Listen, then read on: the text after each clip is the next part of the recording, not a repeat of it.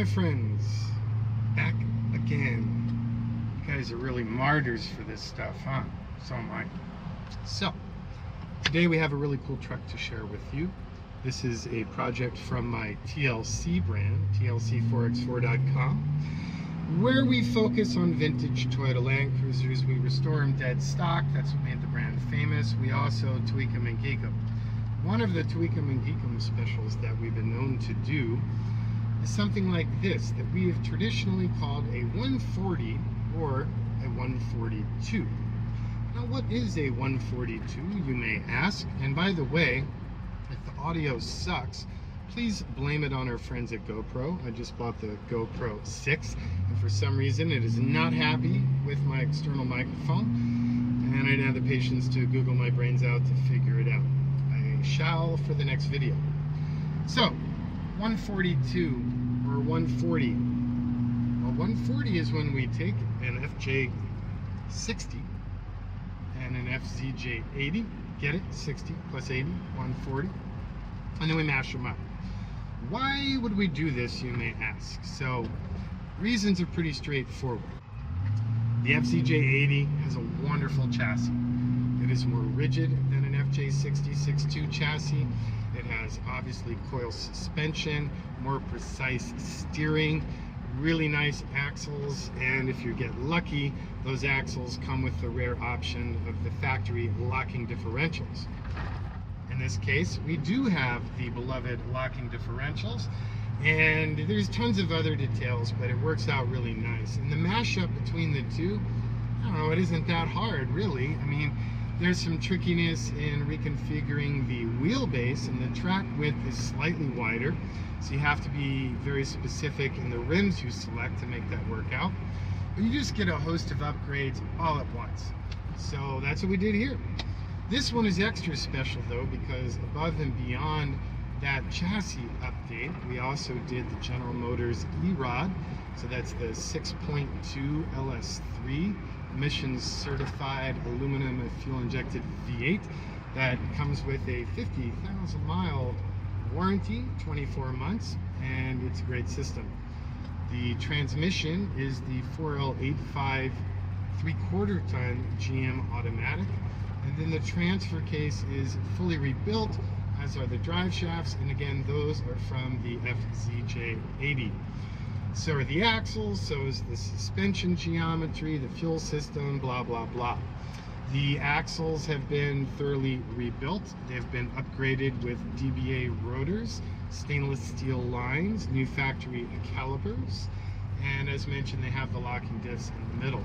Suspension now is a hybrid of Fox Racing shocks and Old Man Emu springs and bushings. Very nice ride, very nice stance. It's good stuff. So mechanically, other than that, I mean, we did a complete rewire from front to back, using all mil-spec and aerospace components, so super good quality there.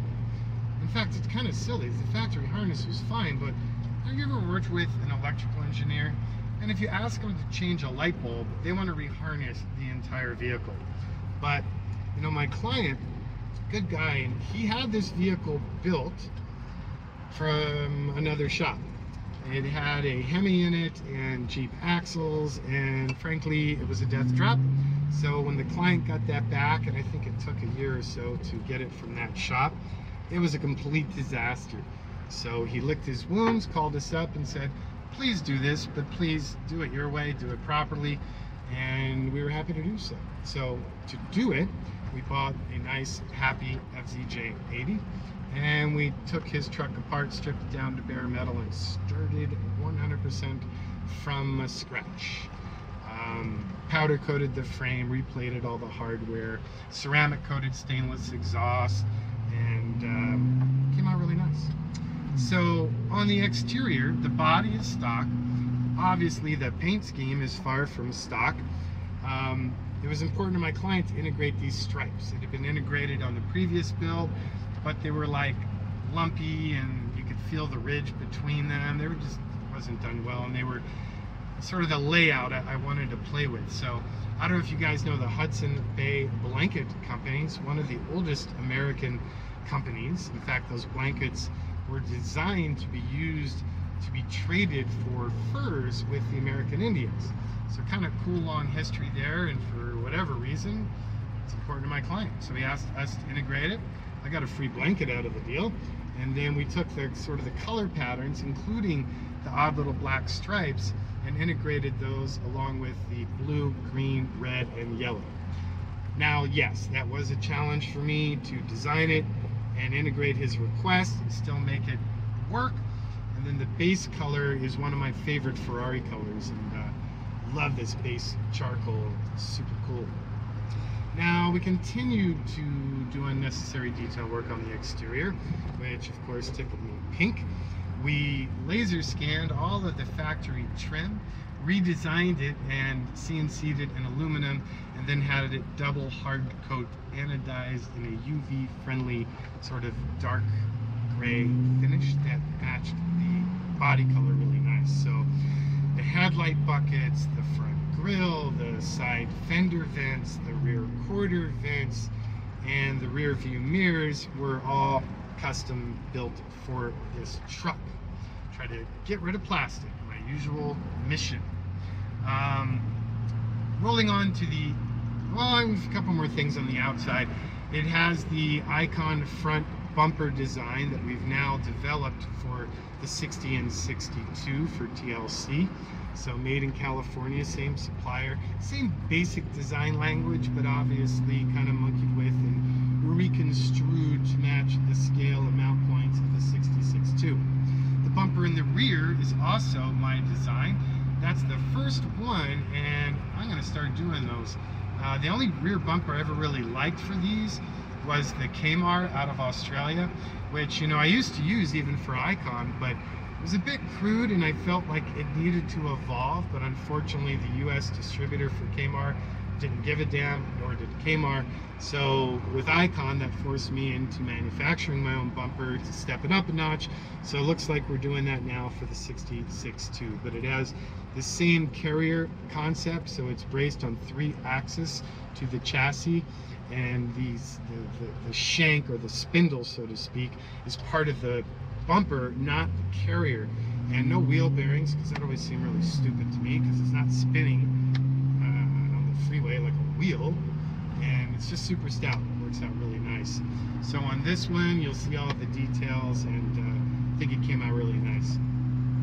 Roof rack, custom lighting from front to back, all LED. Full tint windows, all new glass, new windshield, all new weather stripping and trim and emblems and a million things you can't see. And then on the inside, there's all sorts of cool stuff happening here. So I don't even know where to, well, let's start at the front. So gauges, we did custom gauges for this truck.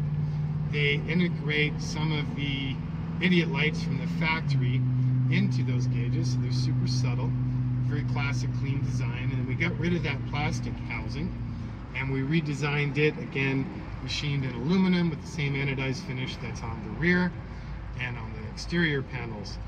The center lower dash panel, again redesigned and machined.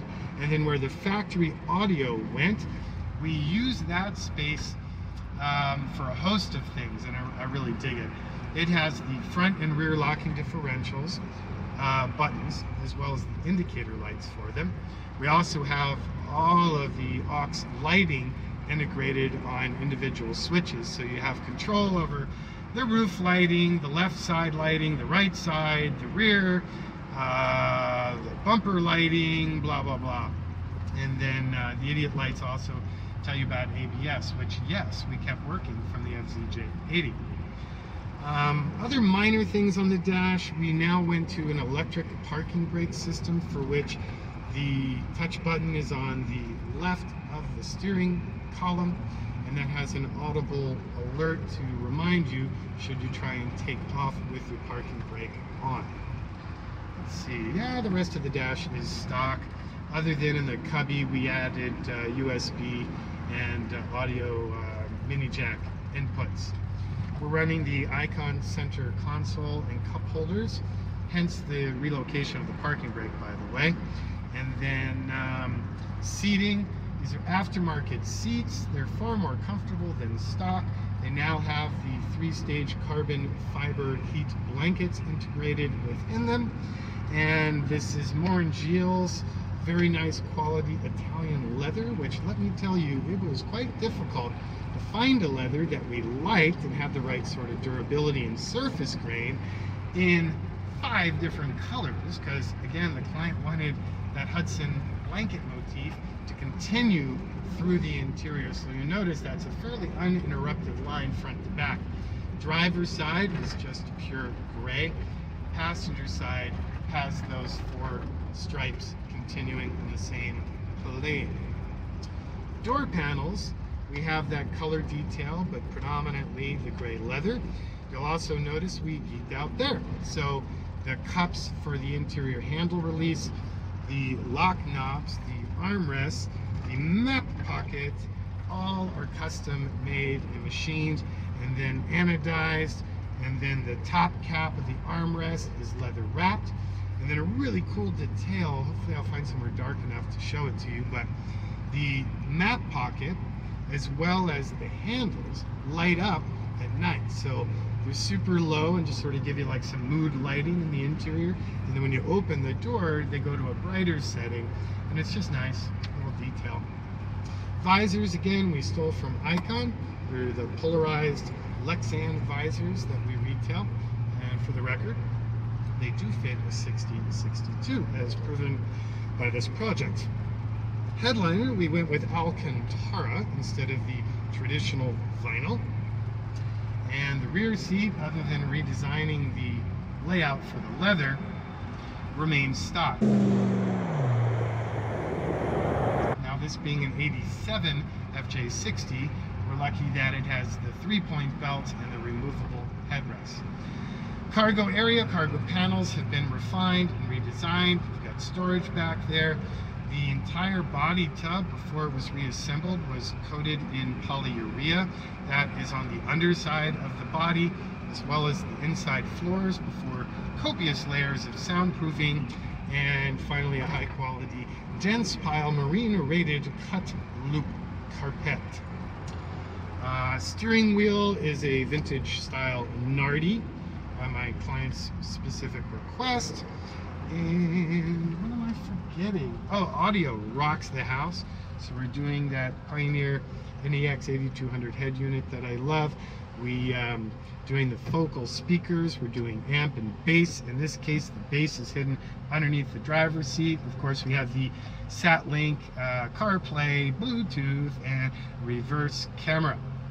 Unfortunately, the dash pads for an FJ60 are discontinued. This one had a couple cracks. We tried a couple different clever things. I hesitated to wrap it in leather because while it looks beautiful in the beginning, and we can vacuum it so it looks proper, they just don't last. You can see that probably the most famous examples in modern Aston Martins or 928 Porsches. After a number of years, they start to shrink and pull and suck back. And well, frankly, that just sucks and was not acceptable. So there you go. That's probably enough rambling. If you have any questions, of course, feel free to call us, 818-280-3330.